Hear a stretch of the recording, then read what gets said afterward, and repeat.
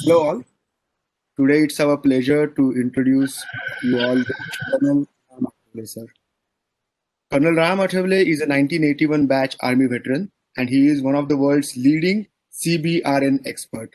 Now, what is CBRN is the exact topic for which we have sir as an esteemed speaker who will be speaking to us about various dimensions of the CBRN threat, CBRN warfare, and him being one of the world's leading experts, it's an absolute pleasure to have you on board with us for this interview today, sir. Thank you. Has commanded an armored regiment during Operation Parakram and has held numerous general staff appointments in his illustrious 3 decades active service. He is a recipient of Chief of Army Staff Commendation, and he was last posted as a Director CBRN at the Directorate of Perspective Planning, Army Headquarters. Colonel Ram has been a Key CBRN Advisor to the Government of India, EU CBRN Risk Mitigation Center of Excellence, and has advised Government of Eastern and Central Africa on CBRN risk mitigation matters for over the 3 years. He has recently published his pioneering book on the same topic, and it's a pleasure to have you with us, sir, for this interview. To gain some insight on the agenda. So, sir, my first question is very basic. Just wanted to ask, like, if you had to explain the concept of CBRN to a layman, how would it be? Okay. CBRN is not a new concept, actually. It's a very old concept. In the olden days, it used to be called as Nuclear, Biological and Chemical, NBC. That was pre-1990s. And all the nuclear weapons, chemical weapons and biological weapons, and the warfare associated with that was termed as NBC. So when we used to talk of NBC warfare, it used to mean a warfare involving these kind of weapon systems. During the Gulf War, the Americans came out with a term called WMD, the weapons of mass destruction. It was nothing but a new name for chemical warfare or biological weapons, chemical weapons and things like that. It was more on these two and less on the nuclear, because the threat at that time from Iraq and the surrounding areas was actually chemical and biological more. So they came out with this term called WMD. Then in the beginning of this millennium, the threat of radiological weapons, or what is now commonly known as dirty bombs, also came up. And so the letter R got added to the NBC, and that is how the new acronym called CBRN came into being. So it is chemical, biological, radiological, and nuclear. So all toxic material concerning these 4 agents is constituting CBRN. Now, CBRN could have 2 dimensions. One could be the natural or accidental CBRN incidents, something like what happened in Bhopal in 1984 or 2020. We had this Vizag gas tragedy which happened. Now, that is a chemical tragedy and it is part of the CBRN. COVID-19, which we are all going through at the moment, is part of the B, or the biological part of CBRN. So CBRN is all around us. The moment you use it in an offensive manner, it changes contours and it becomes CBRN terrorism or CBRN warfare if 2 states are using chemical weapons or nuclear weapons or things like that. So that is what CBRN is, and it is not really a technical issue. It is more of a security issue. It is more of a safety issue, and therefore it concerns every one of us. Like COVID today, we are all going through that. I mean, it's not that somebody is a specialist so he deals with COVID. No, we are all dealing. All right, sir. Thank you. It is concerning everyone. Yeah, sorry. All right, sir. So since you said that even COVID could be termed as a way, it's not a way, sorry, COVID could be termed as a biological warfare. So, sir, do you think that we as a society, we are prepared much to, deal with such kind of a warfare? Okay, firstly, COVID-19 per se is not biological warfare. It is a naturally spreading biological disease. So you can call it a biological disaster and not really warfare. Warfare is when somebody is deliberately,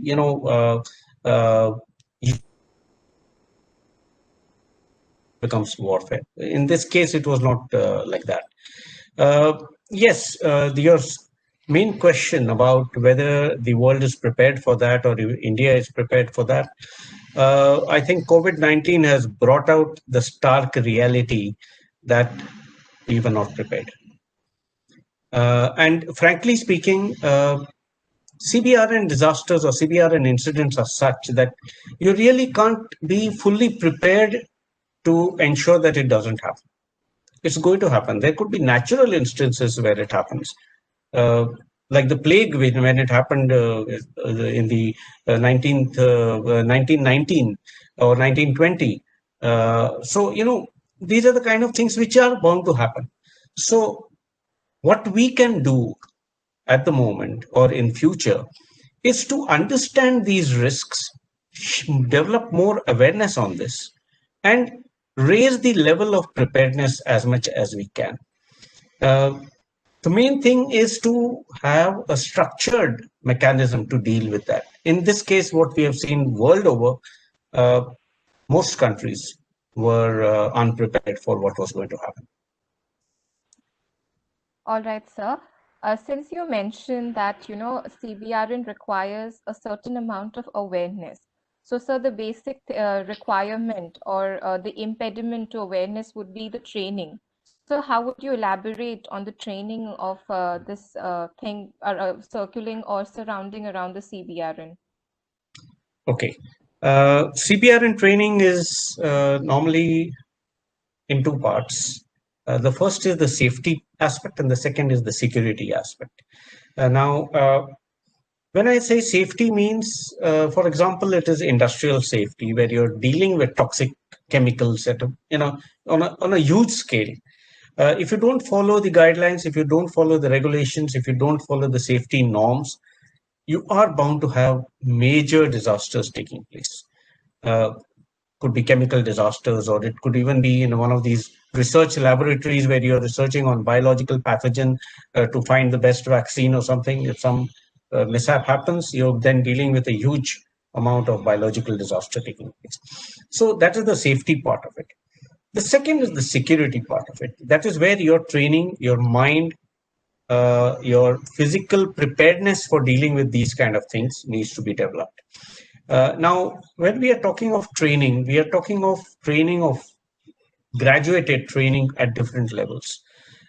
We could have training for basic training for everyone. You and me getting basic training of how to use a mask, and we learned it the hard way. Frankly speaking, the world over, people learned how to wear a mask the hard way, and even I would say almost 70% people still don't know how to wear a mask, in spite of 1 year having gone past.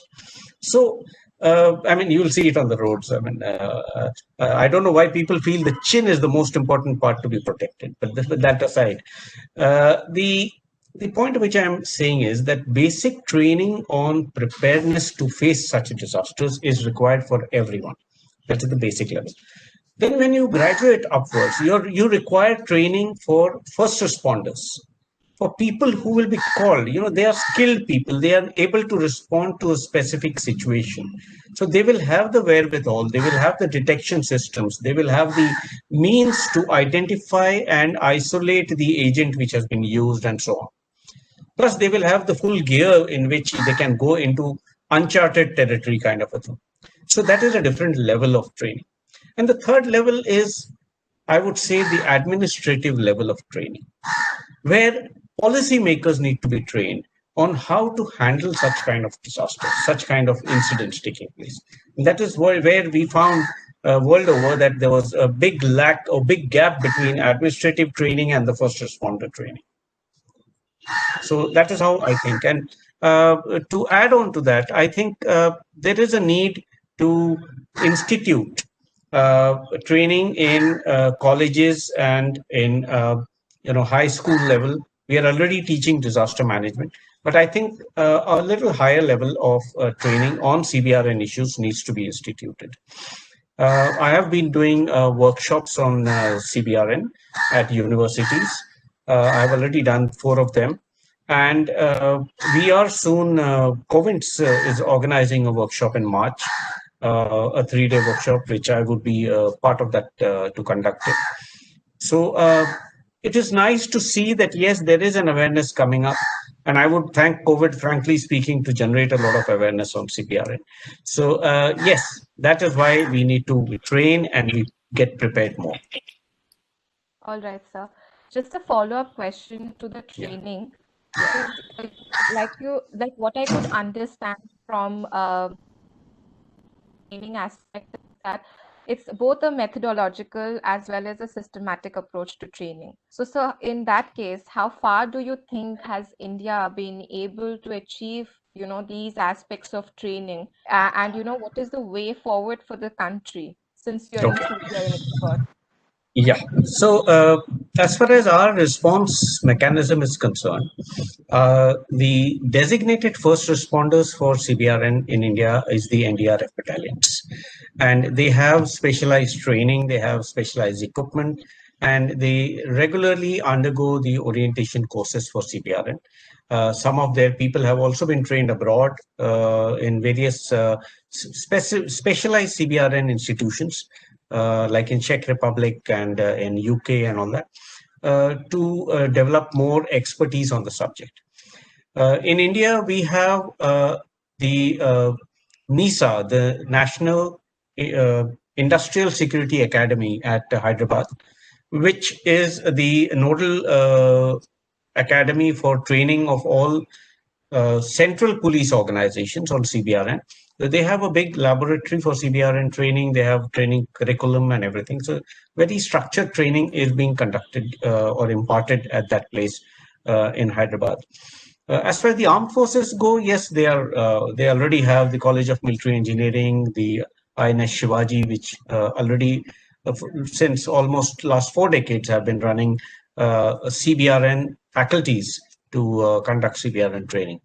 Because that was a different requirement for the armed forces. But as far as the civil responders are concerned, yes, we already have things in place where such kind of training is carried out. All right, sir. Yeah. And so, since you're like I'm a student of CBRN. I'm a student of CBRN. Okay, yeah, sorry. All right. Oh, so if you had the power to change any of the 3 things which are related to CBRN right now and how particularly everything is functioning within and outside the country, so what 3 dimensions would that be that you would focus on or like to bring a change about? Okay. You see, I was lucky to have an exposure with the EU, the European Union, where I was deployed as a key expert in Africa to advise governments in Eastern and Central Africa on CBRN risk mitigation. And that experience and the experience in India before that and after that has led me to conclude that there are basically, the first thing is awareness.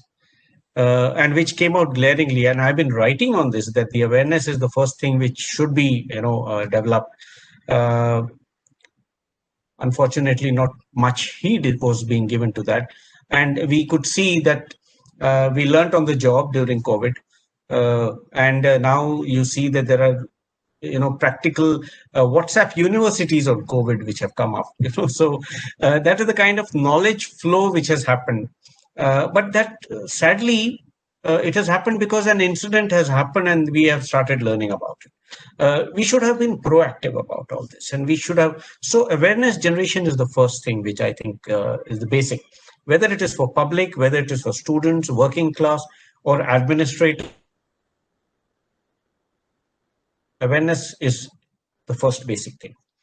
The second thing which I would say is the national strategy and the structure.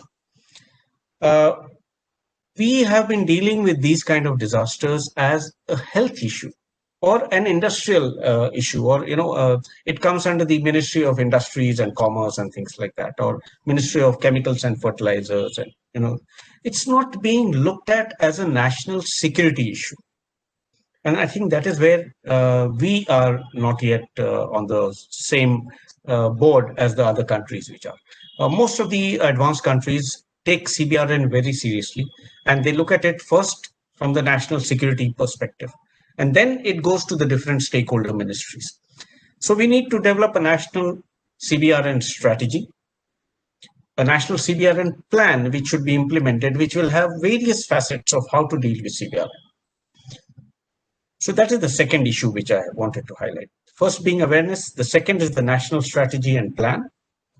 And the third one is structuring or restructuring your response forces in a manner where they are optimally effective at site. Just to give you a small example, there was this incident happened at Vizag very recently. All they were doing on site initially in the first few hours, and that is why you see in such kind of incidences, the first hour is called the golden hour. If you are able to apply yourself and save people in the first 1 hour, then you got it. Otherwise, you'll have a lot of casualties. And that is where the problem came in. The first people who actually came on site were just firefighters and police with no training on CBRN. So they were just trying to evacuate people and, just trying to send casualties to the hospital, not addressing the chemical problem which was taking place. The skilled responders, the NDRF people landed after 4 or 5 hours there. By that time, already most of the effect which had to happen was already done. So you see, our footprint on ground, our training of police forces, of civil defense, of the fire brigades and so on and so forth, everybody needs to have some basic training on CBRN. And our response towards that needs to be optimized by standardizing this training. In fact, I have in mind, that's been my dream all throughout, that we should start something called a CBRN Center of Excellence in India, where such kind of commonality can be built in amongst all stakeholders. So that is the third point which I had. So if I may ask one question, Arijita. Sure. Since as you said, that COVID-19 has been ironic in a sense that it has been influential in creating awareness about the nature of CBRN. So as a young professional, as a student, if going in the future, I need to develop my professional capabilities in the CBRN technology, CBRN warfare, CBRN strategies, what sort of training, what sort of educational background shall I equip myself with in order to develop myself as a professional in the CBRN sector? Okay, very good question. A lot of people have been asking me, how can I become a CBRN expert? Now, before you become a CBRN expert, you need to become a CBRN student. The point what I'm trying to make is, CBRN is not one subject. It's a group of different subjects, starting from the technicalities or the chemistry of the chemicals or the biology of various biological agents and the equations in the nuclear and the radiological aspects, to physical response on ground and how to manage a disaster on ground and so on and so forth. So it is not one subject. It is not one qualification which is going to get you that. So you can actually have diverse qualifications as a base to achieve a little more study in the area of CBRN. For example, me, I started off with a BA. I did my tank technology course in the Army. I did, it was equivalent to a diploma in engineering and so on. And I graduated on that, and I was trained by the Army on CBRN issues. And my basic, I would say education in school being from a science background. So I had that little background with me. And therefore, I, sort of started studying on more on this. And I managed to, get my PhD done in this subject. But if you see my PhD topic, it is management of CBRN disasters. it is not on, on the technical aspects of the chemical or biological issues or radiological issues. It is more on the management aspects. And there are many fields which can be actually taken up. And we need that. We need that kind of expertise. For example, there is a University of Rome, which is conducting a master's course in CBRN protection. And that is the only one in the world which is conducting this course, which is recognized by the UN, by the Organization for Prohibition of Chemical Weapons, by the International Atomic Energy Agency, and by the NATO. So that is the kind of course which they are running, and I'm honored to be a visiting faculty to that course, and I've been conducting sessions on that. So why can't we have such things in India? So I am talking to universities. Universities have shown interest, and because of COVID, we have not been able to, standardize and start the course physically. But yes, we are looking at starting at least a diploma course or a postgraduate diploma course on CBRN risk mitigation or CBRN protection in India. So we are working towards that. We are trying to get people, students, to come and attend such courses and gain expertise in this subject. All right, sir. Just allow me to follow up with the question with the statement that you said about national strategies, that, we as a country, we need to devise something, as a national strategy. So, sir, recently last year, we saw that there was a lot of aggression that had happened at the line of actual control. And sir, there were also certain reports which came out that the Chinese probably had used some sort of a microwave, radiation, and that, had made the soldiers at the border quite uneasy. However, sir, of course, it was denied in the media. But then, sir, again, a report by the Defense Ministry said that there was some sort of an unorthodox, equipment. So, sir, do you think the CBRN is some sort of an ethical or unethical? Can you just throw some light on how, these things could be dealt with? Okay. A very interesting question, actually. But I would start by first clarifying that there was no such kind of a weapon, a CBRN related weapon, which was used at the line of actual control. When they talked of unorthodox weapons, they were talking of the clubs with the barbed wires and things like that, which are not regular weapons. So that's why they called it unorthodox weapon. But there was no radiation or chemical or those kind of things which were used. So be rest assured about that. But yes, the world is aware that these kind of weapon systems are unethical and they should not be used.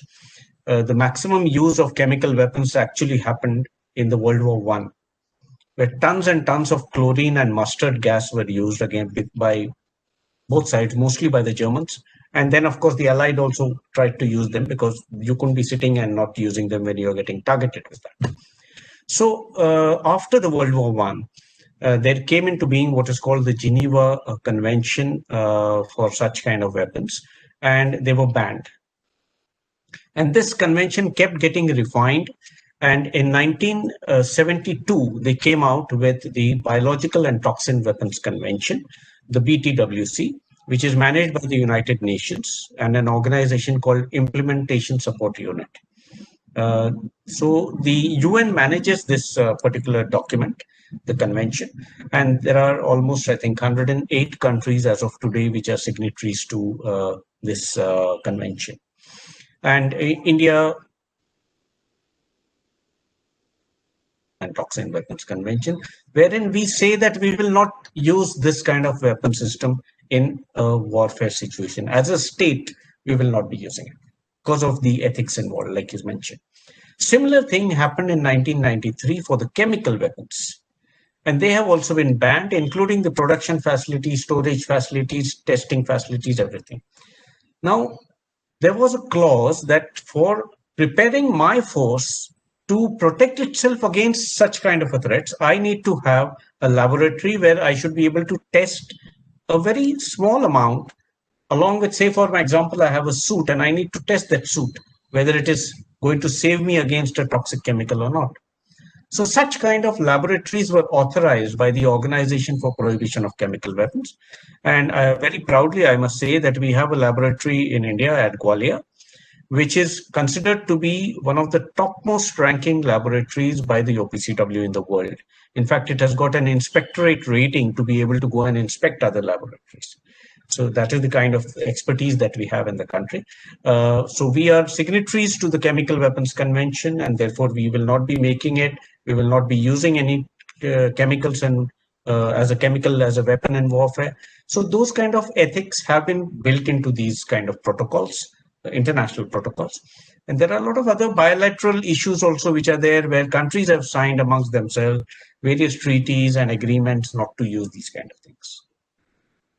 All right, sir. As a concluding question, I would just like to ask you that since all we could understand from this interview and probably gain an insight as well, that CBRN is becoming an important dimension while talking about the national security of a particular country. So, sir, what would be your message, all those policy developers to keep in mind while planning the national strategy, and also for people like us to whom this concept is very new? Okay, my first one-liner would be wake up. It's real. It's happening all around. I'd like to give a small example as to how it happens. I saw it in Kenya. They raided a hospital. The Kenyan intelligence authorities raided a hospital where there were trained intern doctors sitting and extracting anthrax and trying to stabilize cultures for transporting to Europe as a terrorist weapon. In a very nondescript kind of a pathological lab in a county hospital in one corner of the country. Now, imagine had they not got wind of that, and nobody would have imagined that in a corner in that country somewhere somebody is sitting and making these kind of things. We have got thousands of pathological labs in our country. We need to. Why my first point about awareness is we need to know what can happen where and what we need to be vigilant against. To the world is, or to everybody is, wake up. The threat is real. It is here. Be vigilant, train yourself, understand the basics, and ensure that you prevent such things from happening. And if it happens, you should be able to save yourself with the barest of knowledge that you can gain about this issue. If people want to know more, well, here is my book, Toxic Potents. It is available on the Amazon portal also. And most of the think tank libraries and especially training institutions which are training on CBRN have already got this. In fact, proudly I can say that the College of Military Engineering, which is the main training establishment for CBRN for the armed forces, has instituted this as a textbook now. So that is how this is one of the pioneering books on CBRN in the country.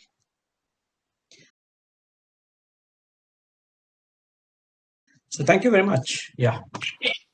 Absolutely. And also would like to add that, so for someone who wants to know better, someone who wants to know more about this topic, Colonel Ram Athavle sir would be presenting on the topic of countering CBRN threat and its challenges to national security at a special session on CBRN threat, which is organized during the COVINTS National Security and Defense Conclave, which is from 20th of January to 30th. So for people who are interested in knowing more about CBRN warfare and broader dimensions of national security and defense in India, kindly register for the same. So thanks a lot. Thanks a lot, Colonel Ram Athavle sir. Thank you, Thank you. for conducting Thank you, and Jai Hind. Thank you. Everyone have a good day. Thanks. Thank you.